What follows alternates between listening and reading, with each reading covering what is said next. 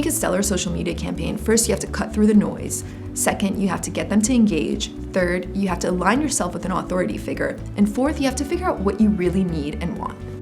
One of them is that you have to cut through the noise. It's no longer innovative to just be present on social media. You have at the most 30 seconds with the consumer, and that's gonna keep getting less and less as there's more noise.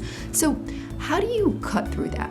One of them is to use humor. Nivea Men UK did a series of videos on YouTube with funny hacks about how to be a bachelor. Another way to do it is to you tug at heartstrings. That's what you do if everything else fails. Purina does it with pictures of puppies, Huggies does it with pictures of babies, and John Lewis is really good at that. Last year, their Christmas video was one of the most viewed videos in holiday season. They have a storyline about a kid and a penguin, and his pet penguin, which is really his stuffed penguin, is lonely. And for Christmas, he buys another stuffed penguin to put it on the side. And that's like, people just keep watching it over and over again.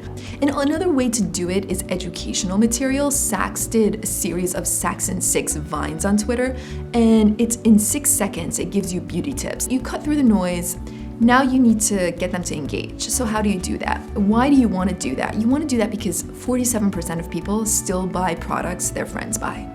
Contests help, promotions help, discounts help. If you're running a contest, you want to make sure people are tweeting their user-generated content or posting it on Facebook. You don't want to secretly have them submit on a site. That just decreases the effectiveness of your campaign. You don't ask for too much in exchange for too little. Like Benefit Beauty's Instagram posts, they always do really well.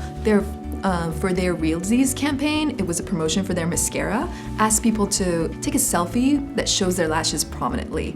And they got more than 11,000 submissions because it's so easy. You get a discount, you can be featured on the Benefit Beauty site. So that's really a good reward in exchange for a second.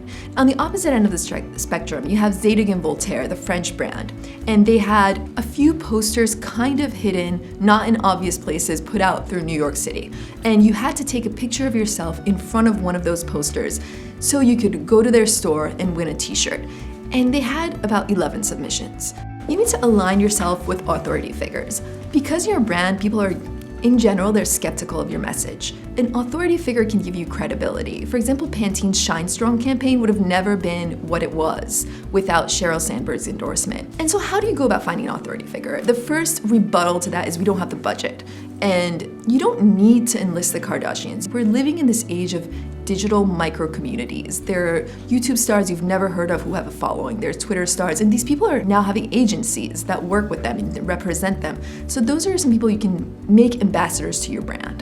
This should be obvious, but let your ambassadors do the talking. Don't go through the trouble of finding someone who has credibility with your audience, has a distinct voice, and then hand them this whitewashed corporate message and say this. Figure out what you want and need. Think about your goals before you act. Like if you're a small brand, you might just need buzz. You don't need to be picky about your brand ambassador. Once you can figure that out, you can let your brand evolve once people start to actually know about you.